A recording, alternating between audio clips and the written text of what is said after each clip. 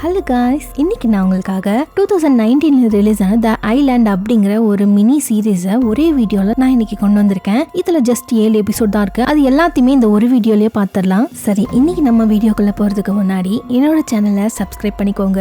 அப்பதான் நான் போடுற வீடியோஸ் எல்லாம் உங்களுக்கு நோட்டிபிகேஷன்ல வரும். அண்ட் இன்னைக்கான வீடியோக்குள்ள நம்ம போலாமா? இந்த கதையோட ஒன்றில் பாத்தீங்கன்னா, ஒரு குரூப் ஆஃப் பீப்புள்ஸ், நிறைய பேர் வந்து ஒரு தீவுல, அதாவது ஆளில்லாத ஒரு தீவுல வந்து மாட்டிக்கிறாங்க. திடீர்னு அவங்க அங்கதான் கண்முழிக்கிறாங்க. எப்படி வந்தாங்கன்னு இவங்களுக்கு ஞாபகமே இல்ல. கண்முழிக்கிற இவங்களுக்கு இவங்க எங்க இருக்காங்கன்னு தெரியல, அவங்களோட பேர் ஞாபகம் எதுவுமே தெரியல. சோ எப்படி இவங்க இந்த தீவை விட்டு தப்பிச்சாங்க, எப்படி இவங்க இந்த தீவுக்கு வந்தாங்க, அண்ட் பங்கமான ஒரு ட்விஸ்ட் இருக்கு இந்த படத்துக்கு. கண்டிப்பா அது உங்களுக்கு ரொம்பவே பிடிக்கும். எனக்கு ரொம்ப பிடிச்சது. சோ டைம் வேஸ்ட் பண்ணாம இன்னைக்கான கதைகளை நம்ம போலாம். கதையோட ஸ்டார்டிங்ல ஒரு லேடி ஒரு பீச்சோட மண்ணுல இருந்து கண்முழிச்சு எழுந்துக்கிறாங்க.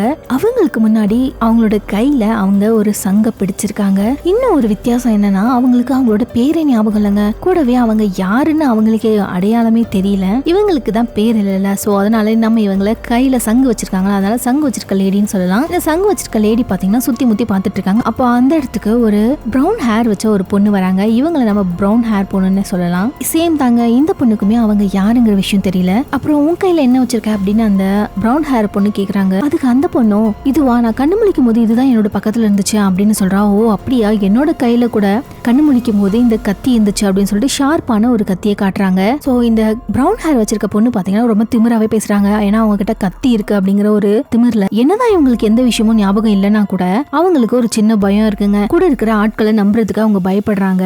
சோ அதனால இந்த சங்கு வச்சிருக்க பொண்ணு பாத்தீங்கன்னா கையில கத்தி வச்சிருக்கால அந்த பிரவுன் ஹேர் பொண்ணு, அந்த பொண்ணு கிட்ட இருந்து கத்தியை வாங்கிடுறாங்க. இந்த மாதிரி இவங்க ரெண்டு பேரும் சண்டை போட்டுட்டு இருக்கும் போது அந்த இடத்துக்கு ஒரு பர்சன் வராரு. அவரு என்ன சொல்றாருன்னா, இங்க பாருங்க, இங்க நம்ம மட்டும் தனியால, சீக்கிரம் நீங்க இதை வந்து பாக்கணும் அப்படின்னு சொல்றாங்க. சோ இப்பதான் நமக்குமே காட்டுறாங்க, இந்த தீவுல இவங்க மட்டுமே இல்லைங்க, இவங்களை போலவே நிறைய பேர் இந்த தீவுல வந்து இதே போல ஒயிட் ட்ரெஸ் போட்டுட்டு படுத்திருக்காங்க. மொத்தமா இவங்க 10 பேர் இருக்காங்க. இவங்க எல்லார்கிட்டயுமே இருக்கிற ஒரு சிமிலாரிட்டி என்னன்னு பாத்தீங்கன்னா, இவங்க எல்லாருமே ஒரே மாதிரியான ட்ரெஸ் போட்டிருக்காங்க. அதுக்கப்புறம் ஃபர்ஸ்ட் இவங்க பண்ற வேலை என்னன்னா, அங்க இருக்கிற ஒரு பெரிய மரத்துண்டை எடுத்துட்டு வந்து இவங்க உட்கார்றதுக்கான ஒரு சேர் மாதிரி ரெடி பண்றாங்க. எல்லாரும் ஒன்னா சுத்தி வட்டமா உட்காந்து பேசவும் ஆரம்பிக்கிறாங்க. இவங்க மொத்தம் 10 பேர். இவங்க யாருக்குமே எதுவுமே ஞாபகம் இல்ல. இவங்க இவங்க பேரு கூட ஒருத்தருக்கு கூட தெரியல. ஃபர்ஸ்ட் இந்த சங்கோட எந்திரிச்சாங்க பாருங்க, அவங்க தான் பேச ஆரம்பிக்கிறாங்க. இங்க பாருங்க, நம்ம எல்லாருக்குமே ஒரே நேரத்துல அம்னீஷியா வரதுக்கெல்லாம் வாய்ப்பே இல்ல. உடனே அங்க இருக்கிற இன்னொரு பொண்ணு பாத்தீங்கன்னா, ஒருவேளை நம்ம எல்லாருமே ஒரே மாதிரியான போதை பொருள் யூஸ் பண்ணிருப்போமா, அதனால அந்த போதைனாலதான் இப்ப நாம இங்க இருக்கோமா அப்படின்னு சொல்லி அந்த பொண்ணு சொல்றாங்க. உடனே அந்த பிரவுன் ஹேர் வச்சிருந்த பொண்ணு பாத்தீங்கன்னா, இதுக்கெல்லாம் வாய்ப்பு இல்ல, மேபி நம்ம எல்லாருக்கும் ஒரு ஆக்சிடென்ட் நடந்திருக்கலாம் அப்படின்னு சொல்லிட்டு இருக்கும் போதே டக்குன்னு அந்த சங்கு வச்சிருந்த லேடி பாத்தீங்கன்னா, ஆக்சிடென்டா என்ன சொல்ல வர, இந்த பிளைட் கிராஷ் ஆயிருக்கும், இந்த கப்பல் உடஞ்சு போயிருக்கும் அப்படின்னு தானே சொல்ல வர. அப்படி ஏதாவது நடந்துருச்சுன்னா நம்ம எல்லாருக்கும் அடிபட்டிருக்கணும்ல. நம்ம பாருங்க ஃப்ரெஷ்ஷா அப்படியே இருக்கும். அதுவும் இல்லாம நம்மளோட திங்ஸ் எல்லாம் கடல்ல விழுந்திருக்கும், அந்த கிராஷ் ஆன ஃபிளைட்டுமே கடல்ல விழுந்திருக்கும்ல. சோ அதெல்லாம் எதுவுமே இல்லையே. இப்படி இவங்க பேசவும் இந்த பிரவுன் ஹேர் வச்சிருந்த பொண்ணுக்கு பயங்கரமா கோவம் வருது. உடனே அவ்வளவுதாங்க, இவங்க ரெண்டு பேருக்குமே சண்டை ஆரம்பிச்சாச்சு. இவ சொன்னா கரெக்டா இருக்குமா அப்படி இப்படின்னு ரெண்டு பேரும் சண்டை ஆரம்பிக்கும் போது எல்லாரும் அவங்களை சமாதானப்படுத்துறாங்க. அதுக்கப்புறம் இந்த பிரவுன் ஹேர் வச்சிருக்க பொண்ணு பாத்தீங்கன்னா, பக்கத்துல இருக்கிற பொண்ணோட கழுத்துல, அதாவது ஷர்ட்டோட காலர்ல ஏதோ ஒண்ணு எழுதி இருக்கிறத நோட் பண்றா. அதுல செக் பண்ணி பார்த்தா பிளார் அப்படின்னு சொல்லி போட்டிருக்கு. உன்னோட பேரு பிளாரா அப்படின்னு சொல்லி அந்த பொண்ணையும் பார்த்து கேக்குறா. அந்த பொண்ணுக்கு எதுவுமே தெரியல, பட் இருந்தாலும் கண்டிப்பா இது அந்த பொண்ணோட நேமா தான் இருக்கும்னு சொல்லி அவங்களே புரிஞ்சுக்கிறாங்க. அதுக்கப்புறம் மத்தவங்க எல்லாம் என்ன பண்ணுவாங்க, அவங்களும் அவங்களோட ஷர்ட் பின்னாடி அவங்களுக்கு பேர் ஏதாவது இருக்கா அப்படின்னு சொல்லி செக் பண்ண ஆரம்பிக்கிறாங்க. இவங்க நினைச்ச மாதிரி ஒவ்வொரு ஷர்ட்லயுமே அவங்களோட ஷர்ட்லயுமே வேற வேற பேர் இருக்கு. அதுதான் அவங்களோட நேமும் கூட.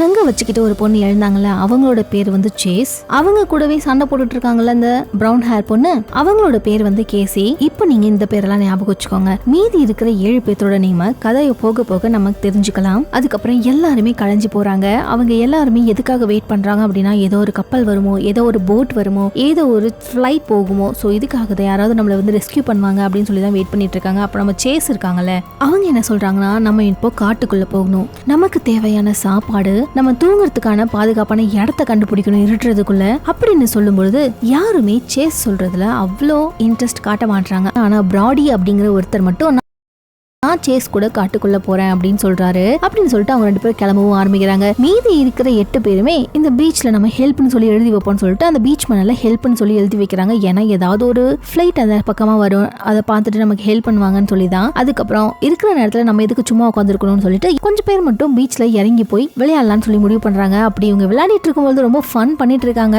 அந்த மாதிரி ஃபன் பண்ணிட்டு இருக்கும்போது அந்த பீச் அடியில இருந்து 4-5 சுறாக்கள் இவங்கள பார்த்துதான் மேய்ஞ்சு வந்துட்டு இருக்கு. அதுல ஒருத்தரை இந்த சுறா பாத்தீங்கன்னா உள்ள இழுத்துட்டு போயிடுது. அவரோட பேர் வந்து டானவன். இந்த விஷயத்த பார்த்த உடனே மீதி குளிச்சுட்டு இருந்த மத்த எல்லாருமே பாத்தீங்கன்னா அங்க இருந்து அப்படியே அலறி போய் வெளியில வராங்க. எல்லாரும் பயந்து போய் கிடக்குறாங்க. இந்த நேரத்துல காட்டுக்கு போன நம்மளோட சேஸ் அதுக்கப்புறம் பிராடியும் காட்டுறாங்க. அவங்க வந்து ஒரு இடத்துல நிறைய திங்ஸ் இருக்கிறத பாக்குறாங்க. அதையும் எடுத்து வச்சுக்கிறாங்க. அதோட ஒரு நீர்வீழ்ச்சியையும் பாக்குறாங்க. இந்த இடம் இவங்களுக்கு ரொம்பவே சேஃபான ஒரு இடம். ஈஸியா உணவும் கிடைக்கும், நல்லா தங்குறதுக்கு நல்ல இடமும் கூட. ஆனா இந்த பிராடி பாத்தீங்கன்னா இது நம்ம கண்டுபிடிச்ச இடம், சோ இதை நம்ம யார்கிட்டயும் சொல்லக்கூடாது அப்படின்னு சொல்ல சேஸுமே ஓகே சொல்லிடுறாங்க. சோ இவ்வளவு சூப்பரான ஒரு விஷயத்தை கண்டுபிடிச்சிருக்கோம், இந்த தருணத்தை நம்ம என்ஜாய் பண்ணக்கூடாதா அப்படின்னு சொல்லி நம்ம பிராடி பாத்தீங்கன்னா சேஸை கிஸ் பண்ண வராரு. நம்ம சேஸுமே இல்ல வேண்டாம் எனக்கு இதெல்லாம் பிடிக்காது அப்படிங்கிறாங்க. ஆனா இந்த பிராடி பாத்தீங்கன்னா அவங்கள ஃபோர்ஸ் பண்ண ஆரம்பிக்கிறான். அதனால பயந்து போய் நம்ம சேஸ் பாத்தீங்கன்னா அங்க இருந்து பயந்து போய் ஓடி வந்துடுறாங்க. அதுக்கப்புறம் கொஞ்ச நேரத்திலேயே கடற்கரைக்கு வந்துடுறான் நம்ம பிராடி எதுவுமே பண்ணாத மாதிரி. அப்பதான் இவருக்கும் அங்க நடந்த விஷயங்கள்லாம் தெரிய வருது. அங்க டோனவன் அப்படிங்கிற ஒருத்தரை சுறா மீன் அடிச்சு சாப்பிட்டுருச்சு. அண்ட் அதுக்கப்புறம் அந்த இடத்துக்கு வர நம்ம சேஸ் பாத்தீங்கன்னா இந்த பிராடி இங்க இருக்கிறத பார்த்துட்டு அவன் மேல தேங்காயை கொண்டு அடிச்சு பயங்கரமா அடிக்கிறாங்க. அதுக்கப்புறம் அங்க இருக்கிற எல்லாருமே வந்து இவங்கள தடுக்கிறாங்க. இனிமே என் மேல கைய வச்ச நீ செத்த அப்படின்னு சொல்லி பயங்கர டென்ஷன் ஆகுறாங்க. அண்ட் அன்னைக்கு நாள் அப்படியே கழிஞ்சிருது. அதுக்கப்புறம் நைட் டைம் ஆயிடுச்சு. நம்ம சேஸ் தூங்கிட்டு இருக்கும் போது அவங்களுக்கு ஒரு வித்தியாசமான கனவு ஒண்ணு வருது. சேஸ் பாத்தீங்கன்னா ஏதோ ஒரு ரூம்குள்ள கன்னோட போறாங்க. அங்க இருக்கிற ஒரு ரூம்ல யாரையோ இவங்க ஷூட் பண்றாங்க. அந்த ஷூட் பண்ண பர்சனோட பிளட் பாத்தீங்கன்னா சேர்லயும் தரையிலும் இருக்கிறத பாக்குறாங்க. இப்படியான ஒரு கனவோட நம்ம சேஸ் ஏந்துக்கிறாங்க. அடுத்த நாளும் ஆயிடுச்சு. அப்பதான் நம்ம பீச் ஓரத்துல நம்ம சேஸ் பாத்தீங்கன்னா எல்லாரும் நினைச்சிட்டு இருந்தாங்களே டோனவன் அவரு சுறாக்கள்னால இறந்து போயிட்டாருன்னு சொல்லி. ஆனா அவர் இறந்தெல்லாம் போகல. சுறாக்கள் எல்லாம் அடிபட்டு கரையோரமா ஒதுங்கி வந்து கிடக்குறாரு. அவரோட தொடையிலயும் உடம்புலயும் சுறாக்கள் கடிச்ச தடம் இருக்கு. அதுக்கப்புறம் மத்த எல்லாருமே வந்து உயிரோட இருக்கிற டோனவனை பார்த்து ரொம்பவே சந்தோஷப்படுறாங்க. அவரை சேஃபா அவங்களோட இடத்துக்குமே கொண்டு வந்துறாங்க. அதுக்கப்புறம் அந்த இடத்துக்கு பிராடி வராரு. அப்போ அவருக்கு தான் பண்ணது தப்பு அப்படிங்கிற ஒரு விஷயம் புரிய வந்து நம்ம சேஸ் கிட்ட மன்னிப்பு கேட்கறதுக்காக வராரு. இங்க பாருமா நான் தெரியாம தப்பு பண்ணிட்டேன், எதையும் மனசுல வச்சுக்காத அப்படின்னு சமாதானப்படுத்த ட்ரை பண்றாரு. ஆனா இன்னுமே சேஸ் கோவமா தான் இருக்காங்க. அதுக்கப்புறம் எல்லாரும் ஒண்ணா உட்காந்து பேசிட்டு இருக்கும்போது நம்ம பிராடி பாத்தீங்கன்னா நாங்க காட்டுக்குள்ள ஒரு இடத்த கண்டுபிடிச்சிருக்கோம், அந்த இடத்த ரொம்பவே சேஃபான ஒரு இடம் தான், நல்ல உணவு கூட கிடைக்கும், மீன் கூட பிடிக்கலாம் அப்படின்னு இவர் சொல்லவும் இந்த விஷயத்துல இங்க இருக்கிற யாருக்குமே விருப்பம் இல்லைங்க. ஏன்னா கடற்கரை ஓரமா நம்ம இருந்தோம் அப்படின்னா திடீர்னு ஏதோ ஒரு கப்பலோ ஏதோ ஒரு ஹெலிகாப்டரோ வந்து நம்மள காப்பாத்தும், உடனே நம்ம சிக்னலை கொடுத்து இங்க இருந்து தப்பிச்சு போயிடலாம். சோ இந்த ஒரு காரணத்துக்காக தான் யாருமே அந்த இடத்துக்கு வர மாட்டேங்கிறாங்க. அப்பதான் இவங்க குரூப்லயே இருக்கிற மேசன் அப்படிங்கிற ஒருத்தர் நம்ம எல்லாருமே மயங்க இருந்தோம்ல இந்த தீவுல, ஒவ்வொருத்தருக்கும் கேப் எவ்வளோன்னு பாத்தீங்கன்னா 100 அடி, ஸ்டெப்ஸ் எவ்வளோன்னு பாத்தீங்கன்னா ஒரு 39 ஸ்டெப்ஸ் இருக்கும். சோ நம்ம இந்த தீவுக்குள்ள வரல, யாரோ ஒருத்தங்க தான் நம்ம எல்லாரையுமே இந்த தீவுக்குள்ள கொண்டு வந்து போட்டிருக்காங்க. பர்ஃபெக்டா நம்மள எல்லாருக்கும் பொசிஷனும் பண்ணி வச்சிருக்காங்க அப்படின்னு நான் நினைக்கிறேன்னு சொல்றான். சோ இந்த விஷயத்த சேஸ் புரிஞ்சுக்கிறாங்க. அப்படின்னா 39 ஸ்டெப் அப்படிங்கறது ஏதாவது ஒரு க்ளூவா கூட இருக்கலாம். என்ன நம்புங்க, தப்பிக்கிற வழியை நம்ம இப்போ கண்டுபிடிக்க போறோம், எனக்கு ஒரு ஐடியா வந்திருக்கு அப்படின்னு சொல்றாங்க.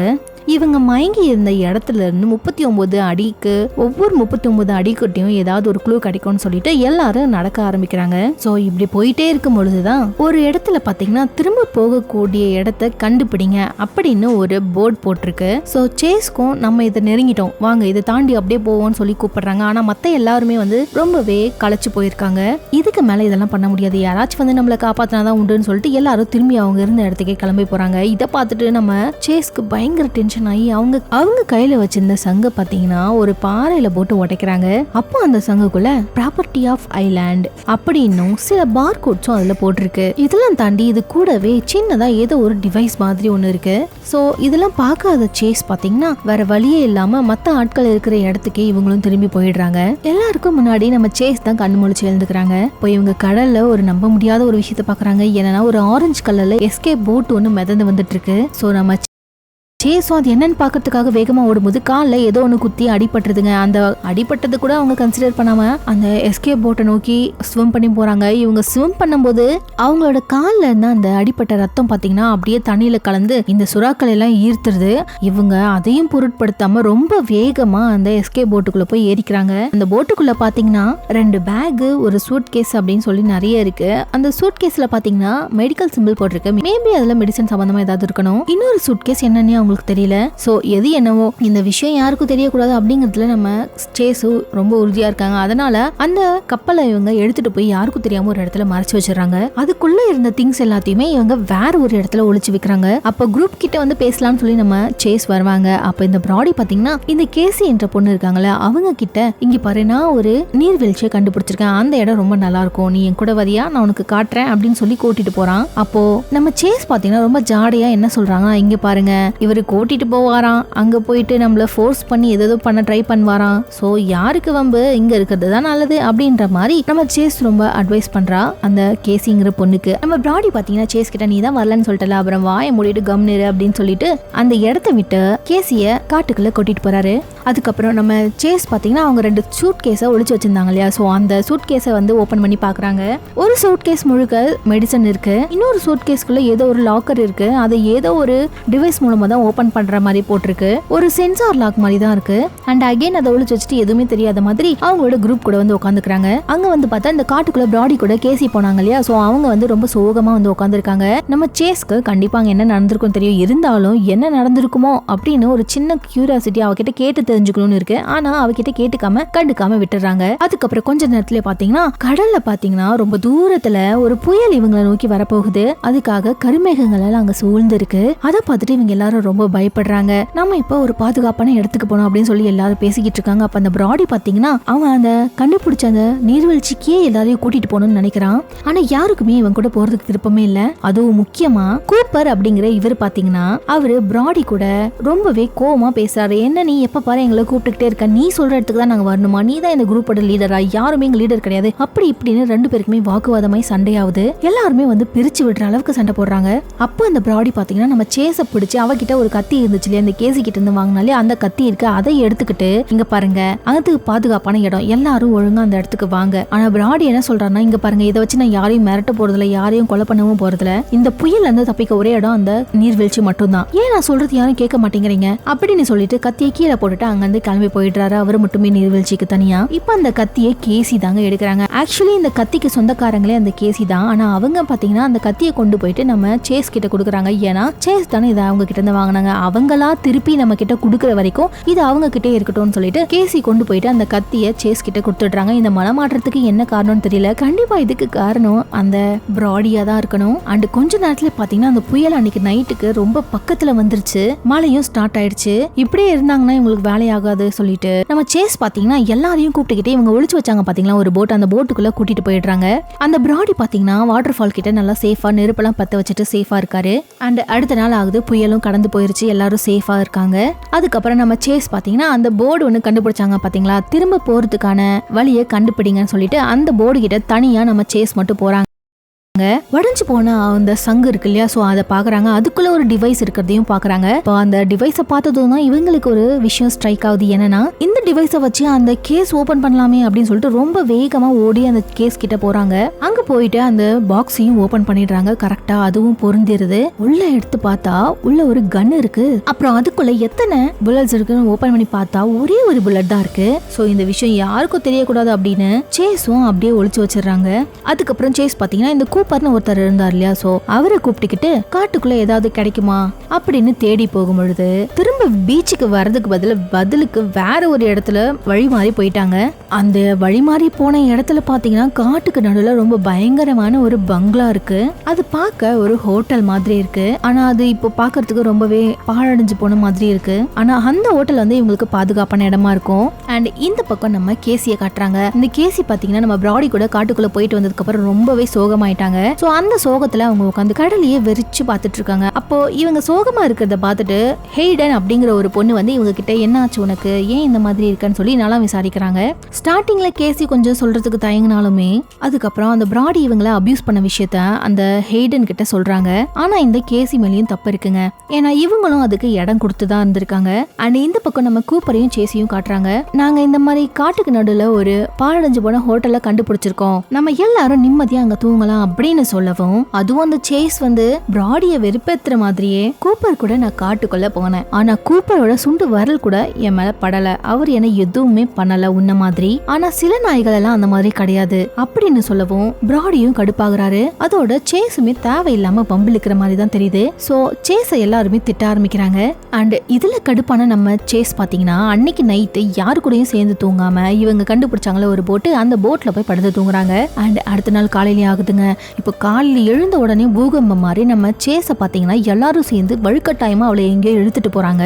என்ன பண்றீங்க அப்படின்னு சொல்லி கேட்டு கத்திட்டு இருக்காங்க நம்ம சேஸ். அப்பதான் அந்த பீச் ஓரத்துல அந்த பிராடி இறந்து போய் ரத்த வெள்ளத்துல கிடக்குறாரு. அவரு யாரோ கத்தியாலேயே குத்திருக்காங்க.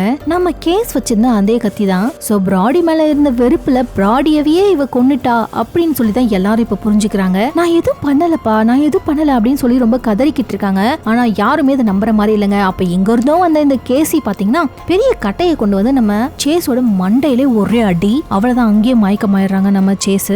அவங்க மயங்கினதுனால கண் முழிக்கிறது வேற ஒரு வித்தியாசமான இடத்துல தாங்க. வித்தியாசமான ஒரு சேர்ல வித்தியாசமான ட்ரெஸ் போட்டுக்கிட்டு ஒரு இடத்துல படுத்துட்டு இருக்காங்க. சேஸுக்கு பக்கத்துலயே ஒரு டாக்டர் ஒன்னு இருக்காரு. நம்ம சேஸும் அவங்கள பார்த்து ஏதாவது பேசலாம்னு சொல்லி ட்ரை பண்றாங்க. ஆனா அவங்களோட உடம்ப நம்ம சேஸால அசைக்கவே முடியல. இப்ப நம்ம தூங்கும்போது ஒரு சிலருக்கெல்லாம் கண் முழிச்சுக்கணும் ட்ரை பண்ணுவோம், ஆனா அவங்களால கண் முழிக்க முடியாதுன்னு எனக்கு கூட இந்த விஷயம் நடந்திருக்கு. உங்கள யாருக்காவது இந்த மாதிரி நடந்திருக்கான்னு கமெண்ட்ல ஷேர் பண்ணிக்கோங்க. சோ இந்த மாதிரி அவங்க செயற்கையா அவங்களோட உடம்ப இவங்களால கண்ட்ரோல் பண்ண முடியாத அளவுக்கு, அதாவது அசைக்க முடியாத அளவுக்கு ஏதோ ஒரு ஊசியை போட்டு அவங்கள மயக்கமடைய, அதாவது உடலை மட்டுமே மயக்கமடைய செய்ய வச்சிருக்காங்க. இவங்களோட மைண்டையும் தான். ஆனா இப்போ நம்ம சேஸ் பாத்தீங்கன்னா மயக்கத்துல இருந்து எழுந்துச்சுக்கிறாங்க. அப்போ இவங்க என்ன சொல்றாங்கன்னா, எழுந்ததுமே என்னன்னா நான் ஒரு ஐலாண்ட்ல தானே இருந்தேன், எப்படி நான் இந்த இடத்துக்கு வந்தேன் அப்படின்னு சொல்லிட்டு அங்க பக்கத்துல இருக்கவங்க கிட்ட கேக்குறாங்க. அதுக்கு அந்த டாக்டரும் ஆமா நீ அந்த ஐலாண்ட்ல தான் இருந்த, இப்ப நீ ஒரு ஜெயில இருக்க, நீ ஒரு கைதி அப்படின்னு அந்த டாக்டர் சொல்ல சேஸ்க்கு ஒண்ணுமே புரியல. அதுக்கப்புறம் அந்த டாக்டர் அவங்களோட உடம்ப நார்மல் ஆக்குறாங்க. அதுக்கப்புறம் சேஸ ஒரு இடத்துக்கு கூட்டிட்டு போறாங்க. இந்த ஜெயிலோட வார்டன் கிட்ட தான் கூட்டிட்டு போறாங்க. சேஸும் அவங்க கிட்டயுமே போய் நான் ஐலாண்ட்ல தானே இருந்தேன், நான் எப்படி இங்க வந்தேன், எனக்கு என்ன நடக்குது, இது ஜெயில்னு வேற சொல்றாங்க, நான் என்ன தப்பு பண்ணேன் அப்படின்னு எல்லாத்தையுமே கேட்க அந்த வார்டனுமே என்னால இதை டெக்னிக்கலா சொல்ல முடியாது, நாளைக்கு டெக்னிக்கல் டீம் வருவாங்க, அவங்க உனக்கு சொல்வாங்க, எனக்கு தெரிஞ்ச வரைக்கும் நீ பார்த்த அந்த ஐலாண்ட் எல்லாமே ஒரு சிமுலேஷன் தான் நினைக்கிறேன், அது வந்து உண்மை கிடையாது. சேஸும் ஷாக் ஆகுறாங்க.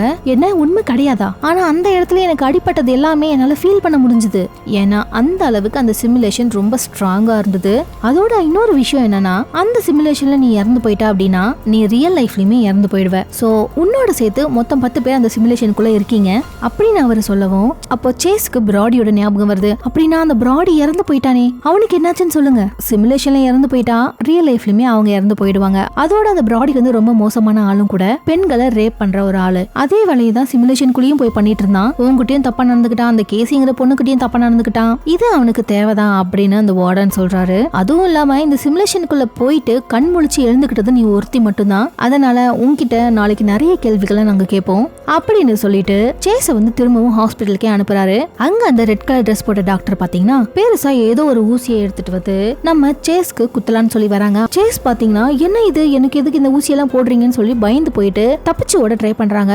ஆனா கூட இந்த காட்ஸ் பாத்தீங்கன்னா அவங்கள தடுக்க முயற்சி பண்றாங்க. ஆனா நம்ம சேஸ் பயங்கரமான ஆளுங்க. அந்த காட்ஸ் எல்லாத்தையுமே போட்டு அடிச்சுட்டு அந்த ஊசி அந்த ரெட் கலர் ட்ரெஸ் போட்ட டாக்டர் கிட்ட இருந்து பிடுங்கி அவங்களையே குத்திடுவேன்னு சொல்லி பயமுடுத்தி அங்க இருந்து எஸ்கேப் ஆகலாம் ட்ரை பண்றாங்க. ஆனா அங்க வர காட்ஸ் எல்லாம் பாத்தீங்கன்னா நம்ம சேஸை எப்படியோ பிடிச்சிடுறாங்க. அவளை என்ன பண்றாங்கன்னா எலக்ட்ரோ மேக்னெட்டிக் ரூம்னு சொல்லிட்டு ஒரு இடம் இருக்கு, அங்க இருக்கிற சிவரோட சிவரா அப்படியே இவங்க போய் ஒட்டிக்கிறாங்க.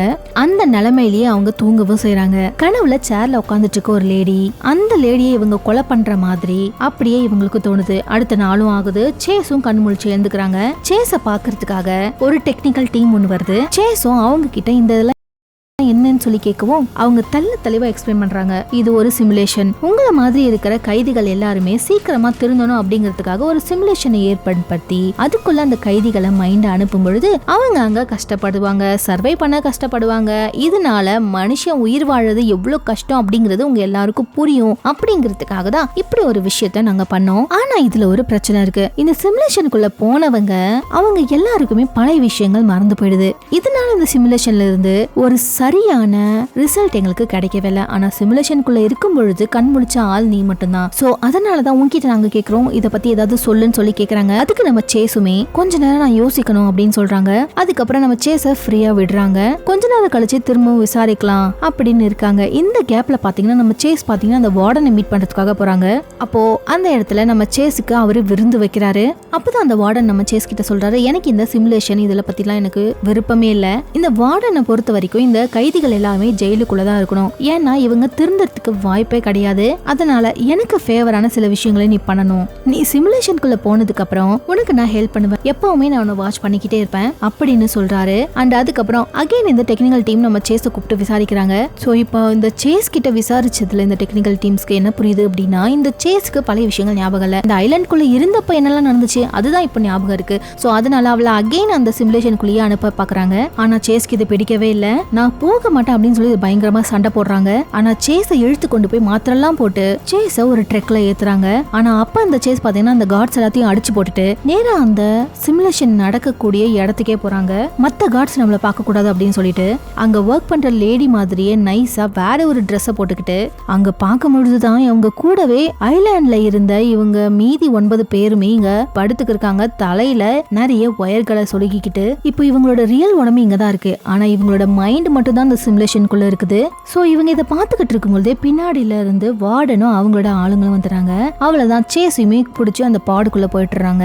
சோ இவங்களுமே இந்த சிமுலேஷனுக்குள்ள அனுப்புறாங்க. சோ அந்த ஐலாண்ட்ல இருந்து நம்ம சேஸ் கண்முழிச்சு எழுந்துக்கிறாங்க.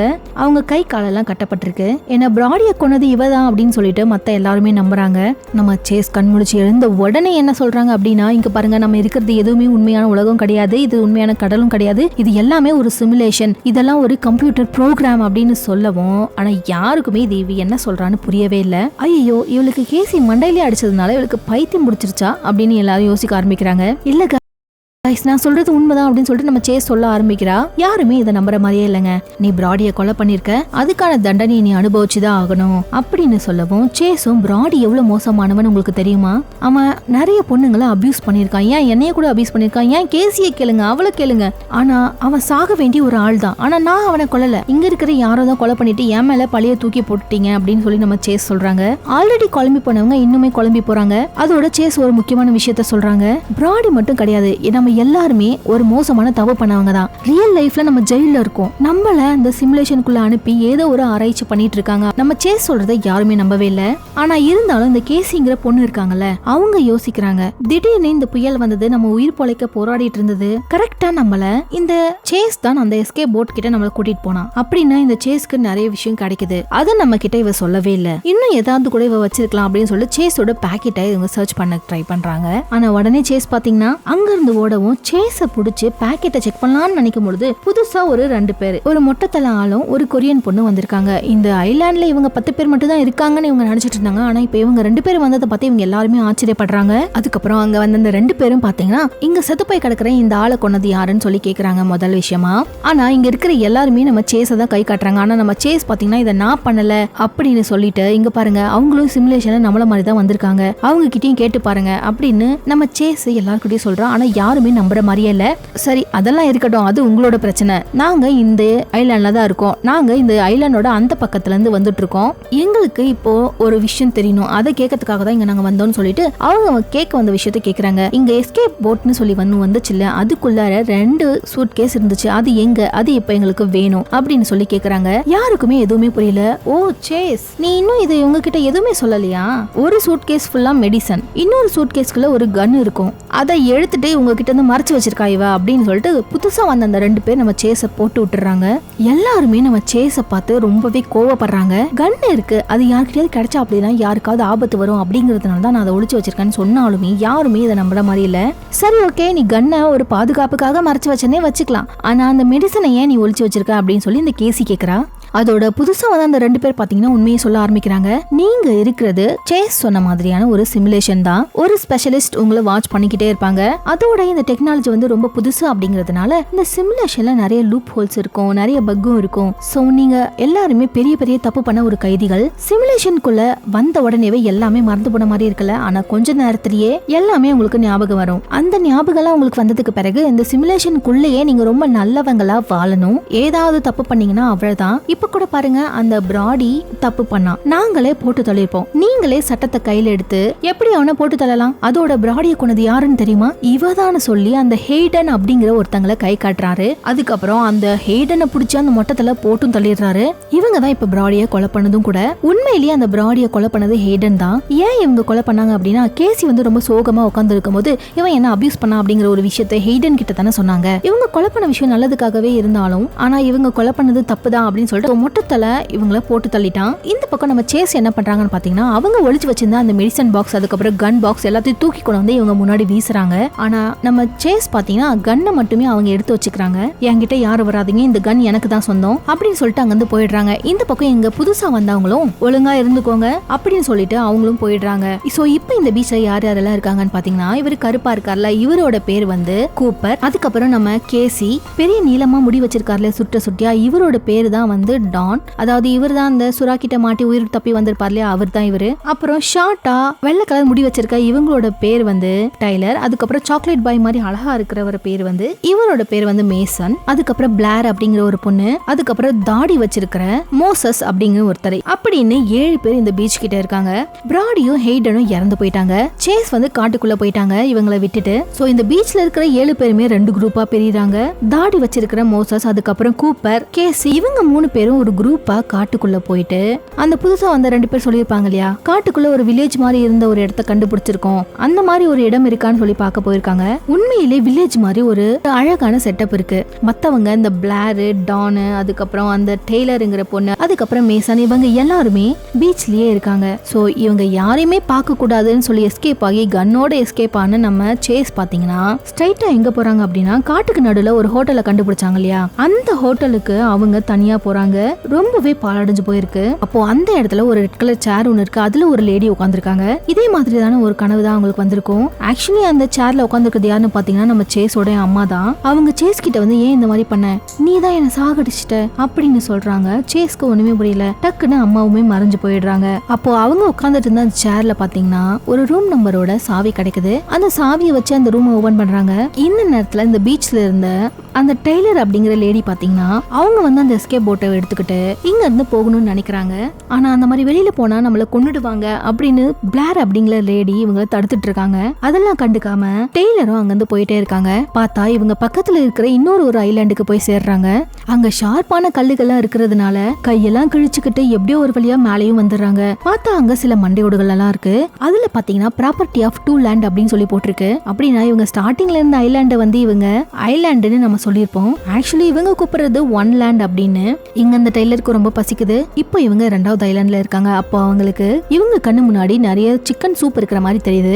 உடனே அதை எடுத்து இவங்க மடக்குன்னு குடிச்சிடுறாங்க. அதுக்கப்புறம் பார்த்தா அந்த புதுசா வந்த 2 பேரு மொட்டை தலையும் அந்த கொரியன் பொண்ணும் டெய்லர் முன்னாடி வந்து நின்னுக்கிட்டு தப்பிக்க கூடாதுன்னு சொல்லியும், நீ தப்பிச்சு வந்திருக்கல, ஏதோ தெரியாம பண்ணிட்டேன், ப்ளீஸ் என்ன மன்னிச்சிருங்க. இன்னும் சொல்ல போனா நான் தப்பிக்கலாம் இல்ல, அந்த ஐலாண்ட்ல இருந்து இந்த ஐலாண்டுக்கு வந்திருக்கேன், அவ்வளவுதான். அதனாலதான் நாங்க ஒன்னும் கொல்ல போறது கிடையாது. ஆனா நீ இங்க நிம்மதியா இருந்துடலான்னு மட்டும் நினைக்காத. கொஞ்ச நேரத்துக்கு முன்னாடி நீ சிக்கன் குடிச்சல, ஆக்சுவலி அதுல சிக்கனே கிடையாது அப்படின்னு சொல்லிட்டு போறாங்க. டெய்லருக்கு ஒண்ணுமே புரியல. சிக்கன் சூப் தானே இதுல போட்டிருக்கு அப்படின்னு சொல்லி இவங்க கையை செக் பண்ணி பாக்குறாங்க.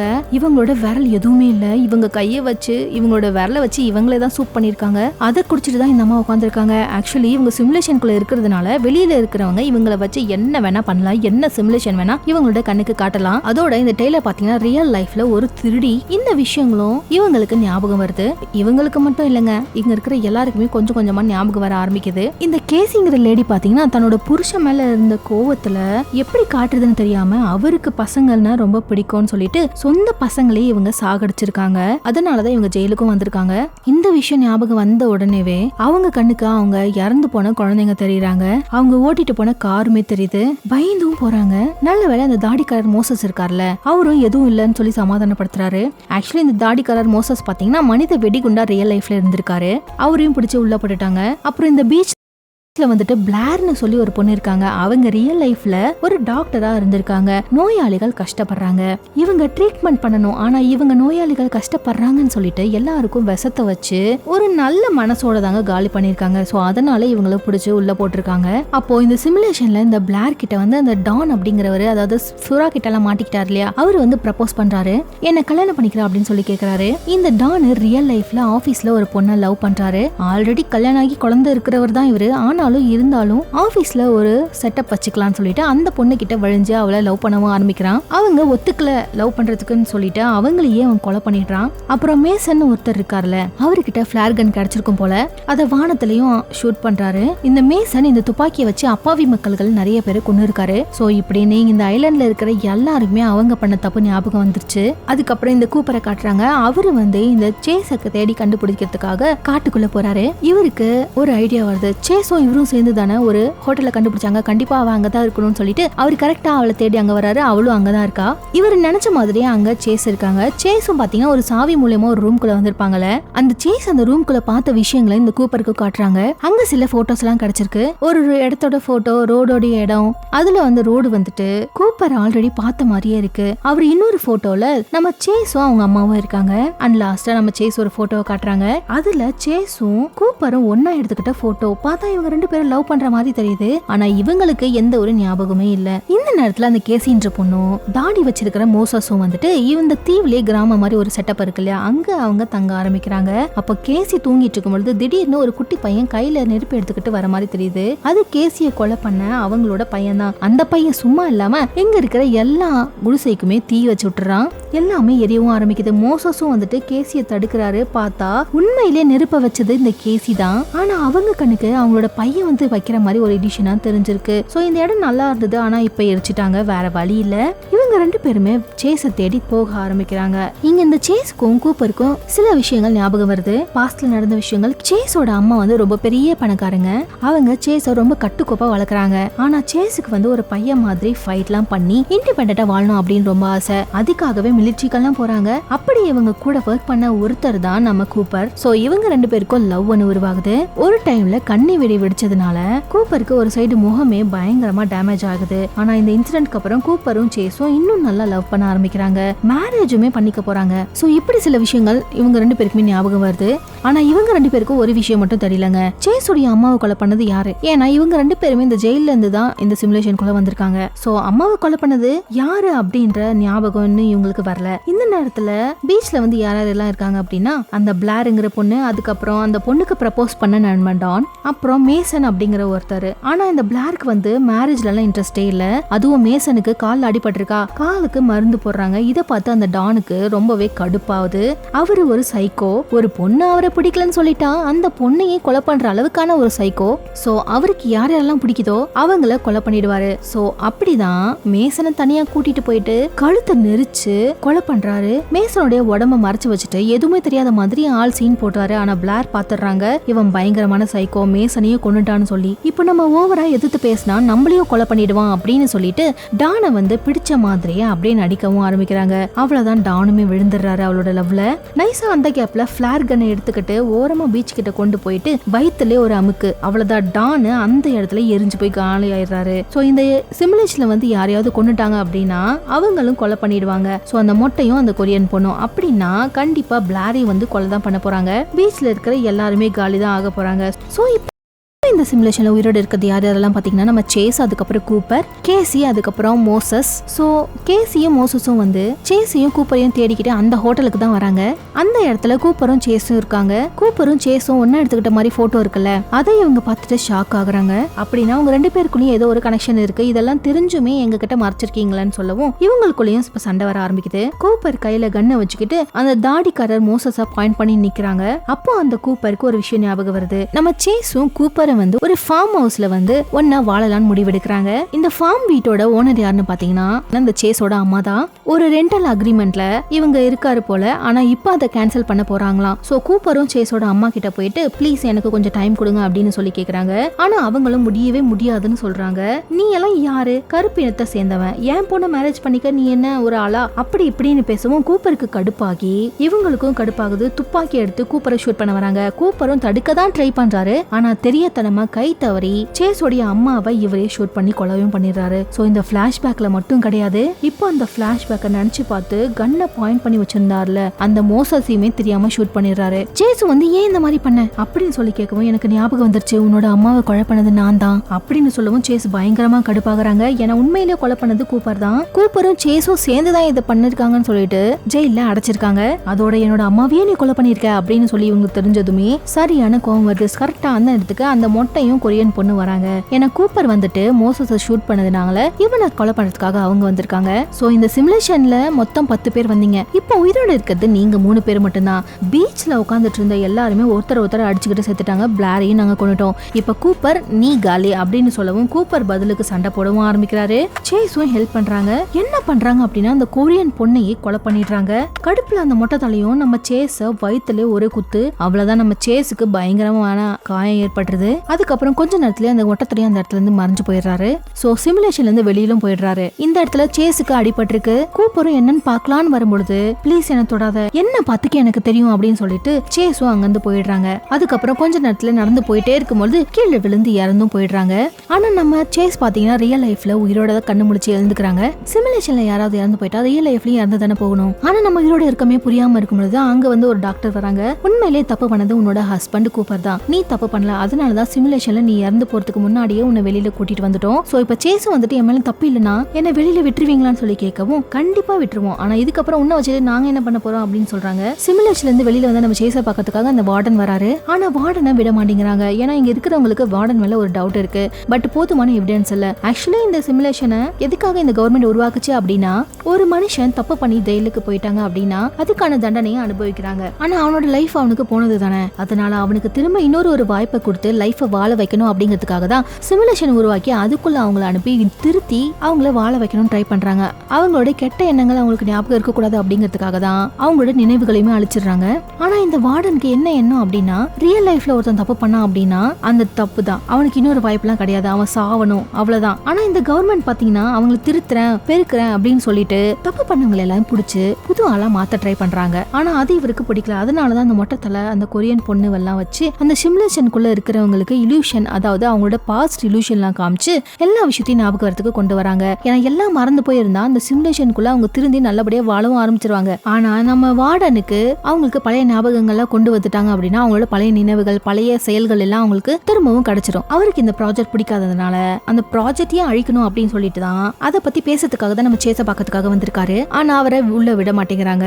இருந்தாலும் அவரோட பவரை யூஸ் பண்ணி சேஸ அவரோட ஆபீஸ்க்கு வர வைக்கிறாரு. சோ நடந்த விஷயங்கள் எல்லாத்தையுமே சேஸ் கிட்ட சொல்லி இந்த மாதிரி இந்த சிமுலேஷன் இருக்க கூடாது, நீ என்ன பண்றன்னா சிமுலேஷனுக்குள்ளேயும் எங்களால வாழ முடியாது, ஏன்னா நாங்க பயங்கரமான அரக்கர்கள் அப்படிங்கிற மாதிரி சொன்ன அப்படின்னா இங்க ரியல் லைஃப்ல வாழ்றதுக்கு தேவையான எல்லா விஷயத்தையுமே நான் உனக்கு ஏற்பாடு பண்ணி தரேன். சோ இதுக்கு சேஸ் என்ன சொல்றாங்கன்னா நீ எதுக்கு இதெல்லாம் ஏற்பாடு பண்ற, என் அம்மா பெரிய பணக்காரங்க, அவங்களோட சொத்து எல்லாமே எனக்கு தானே. ஐயோ உனக்கு விஷயமே தெரியாதா, நீ வெளி உலகத்தை போய் பார்த்தாதான் என்ன நடந்திருக்குன்னு உனக்கு புரியும். உங்க அம்மாவோட சொத்து அது இதுன்னு எல்லாமே அனாதை ஆசிரமத்தை மாதிரி எழுதி வச்சுட்டாங்க. அதோட நீ வெளியே போயிட்டு அனுபவிக்கலாம் முடியாது. ஆனா அந்த டாக்டர்காரி உன்னை திரும்பவும் உள்ள போக சொல்லி ஃபோர்ஸ் பண்ணுவான், உன்னையே அவங்க மாத்திடுவாங்க. சோ ஆனா நீ எனக்கு ஹெல்ப் பண்ண அப்படின்னா உன்னை கூட்டிட்டு போய் இப்ப இன்டர்வியூ எடுப்பாங்க, இந்த சிமுலேஷனுக்குள்ள பெரிய ப்ராப்ளம் இருக்கு அப்படின்னு சொல்லு, அது போதும் அப்படின்னு சொல்றாரு. அதுக்கு நம்ம சேஸோ நான் இதை பண்றேன், ஆனா அதுக்கு பதிலா நான் திரும்பவும் என்னோட ஹஸ்பண்ட் கூப்பரை பார்க்கணும், ஏன்னா என்னோட அம்மாவை கொலை பண்ணதுக்காக அவன் கிட்ட நான் எதுவுமே பேசவே இல்லை, அவனை நல்லா திட்டணும் அப்படின்னு சொல்லி கேட்கவும் நான் சொன்னதை மட்டும் நீ பண்ணு,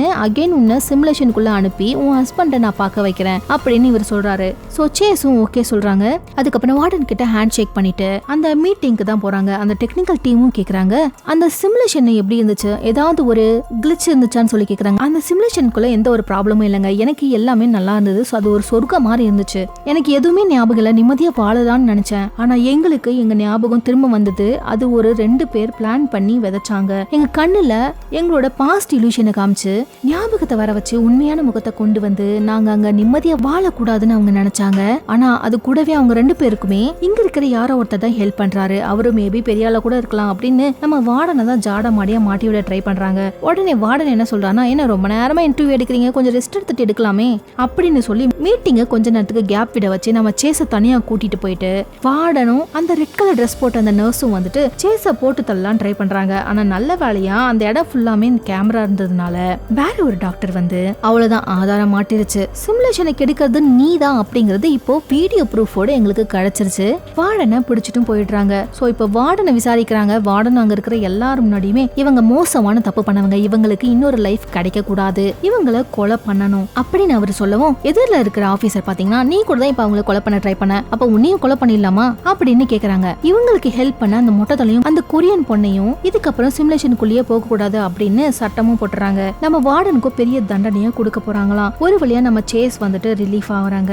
இதுக்கு மேல அந்த சிமுலேஷனுக்குள்ள இருக்கிறவங்க வந்து அந்த சிமுலேஷனுக்குள்ள நல்ல லைஃபா வாழலாம். சோ இந்த பக்கம் நம்ம ரியல் லைஃப்ல போய் வாழலாம் அப்படின்னு தான் நம்ம சேஸ் நினைக்கிறாங்க. ஆனா அதுக்குள்ள நம்ம இந்த டாக்டர் பாத்தீங்கன்னா சேஸோட கழுத்துக்கு பின்னாடி ஒரு ஊசியை இறக்குறாங்க. இது என்ன ஊசி அப்படின்னு சொல்லி நம்ம சேஸ் கேட்கவும், அங்க இருக்கிற கண்ணாடியை போய் பாரு உனக்கே தெரியும் அப்படின்னு சொல்றாங்க. இவங்களும் கண்ணாடியை பாக்குறாங்க. பார்த்தா சேஸுக்கு ஒரு பெரிய ஷாக். அதோட இங்கதான் நான் சொன்ன அந்த பங்கமான ட்விஸ்ட் இருக்கு. சேஸ் ஒரு வயசான கிழவியா இருக்காங்க. இங்க என்ன நடக்குதுன்னு ஒண்ணுமே புரியாம நான் சேஸ் இருக்கும்போது, சேஸ் நீ மட்டும் கிடையாது, அந்த சிமுலேஷன்ல இருந்த எல்லாருமே இந்த ஜெயில 25 வருஷமா இருந்திருக்கீங்க. இந்த ஜெயிலுக்கு வந்த உடனே எல்லாம் அந்த சிமுலேஷனுக்குள்ள அனுப்ப மாட்டோம். ரொம்ப வருஷங்கள் இந்த ஜெயில அவங்க தண்டனையை அனுபவிச்சதுக்கு அப்புறம் வயசான பிறகுதான் அவங்க நிம்மதியா வாழணும் அப்படிங்கிறதுக்காக தான் அவங்கள சிமுலேஷனுக்குள்ளேயே நாங்க அனுப்புவோம். ஆனா நீ இந்த தப்பு பண்ணல, உன்னோட ஹஸ்பண்ட் பண்ண தப்புனால நீ 25 வருஷமா தண்டனை அனுபவிச்சிருந்திருக்க. சோ இப்போ உன் மேல எந்த ஒரு குற்றமும் இல்ல, நீ வெளியில போய் வாழலாம் அப்படின்னு சொல்றாங்க. சேஸ் என்ன நினைச்சாங்கன்னா, நம்ம எங்கதான் இருக்கோம், வெளியில போய் நமக்கு பிடிச்ச மாதிரி நம்மளோட லைஃபை புதுசா ஸ்டார்ட் பண்ணலாம் அப்படின்லாம் நினைச்சாங்க. ஆனா இவங்க ஒரு வயசான பாட்டி. சோ சேஸுக்கு ஒரே ஒரு வழிதான் இருக்கு. ஒண்ணு, இவங்க மீதி இருக்கிற வயசான காலகட்டத்தை ரியல் லைஃப்ல வாழணும், அப்படி இல்லைன்னா சிமுலேஷனுக்குள்ள போயிட்டு எங்கான ஒரு லைஃபை இவங்க வாழலாம். ஆனா சேஸ் எதை சூஸ் பண்றாங்க அப்படின்னா, ரியல் லைஃப்ல தான் நான் போய் வாழணும் அப்படிங்கறத சூஸ் பண்றாங்க. அதுக்கப்புறம் அந்த ஜெயில விட்டு வெளியில வந்து அந்த உலகத்தை பாக்குறாங்க.